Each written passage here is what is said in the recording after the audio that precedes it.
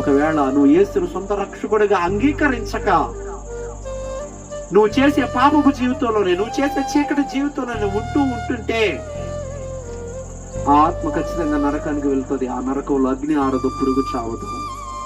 ఆ పురుగులు మనల్ని కరుస్తూ ఉంటే, ఆ పురుగులు మనల్ని తినేస్తా ఉంటే, మన శరీరం కుళ్ళిపోతా ఉంటది, విష సర్పాలు మనం కాటేస్తా ఉంటాయి. అగ్ని ఆరదు, ఆ అగ్నిలో కాల్చబడతా ఉండాలి.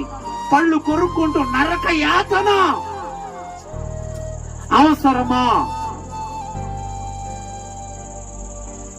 బ్రతికిన కొన్ని సంవత్సరాలు సంతోషంగా, ఆనందంగా, ప్రేమను పంచుకుంటూ, అనేక మందితో నవ్వుతూ బ్రతికేస్తూ యేసును సొంత రక్షకుడిగా అంగీకరించుకొని ప్రతి వారం ఆరాధనకు వచ్చి ప్రార్థనా పూర్వకంగా మన మనసును మనం సిద్ధపరుచుకుంటూ ఆయన రాకడ సమయం కొరకు ఎదురు చూసే బిడలుగా మనం ఉంటే ఆ లోకంలో బంగారు ఇల్లు ఉంటది, బంగారమైన ఇల్లు.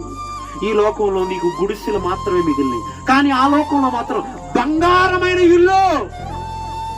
ఆ లోకంలో ఆకలి ఉండదు, ఆ లోకంలో దప్పిక ఉండదు, ఆ లోకంలో దేవుడితో యుగ యుగాలు అంటకట్టబడే సంతోషంగా, ఆనందంగా బ్రతికే అవకాశం. ఎవరిని డబ్బులు ఇవ్వాలా? అవసరమా? నీ మనస్సుని ఇవ్వాలి.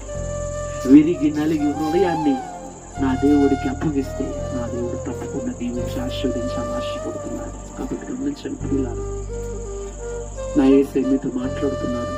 మిమ్మల్ని రక్షించేవాడు నేనే, ముదిమి వచ్చే వరకు నేను ఎత్తుకునేవాడు నేనే, నీ తల వెంట్రుకలు నెరిగి వరకు నిన్ను కాపాడువాడును, ఎత్తుకునేవాడును నేనే.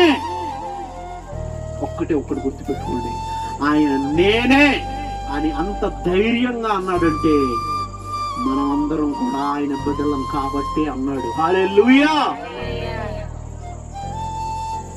పాప తండ్రి ఎవరు అని అడిగితే నేను అని అనలేను. అవునా? అబద్ధం చెబుదాములే అని అన్నా కూడా నేనే అని ధైర్యంగా కూడా అనలేను. అవునా? ఎందుకు? ఆ పాప తండ్రి నేను కాదు.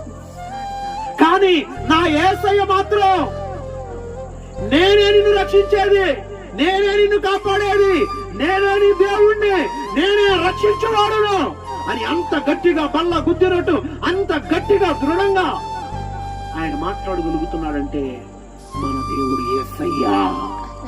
హల్లెలూయా.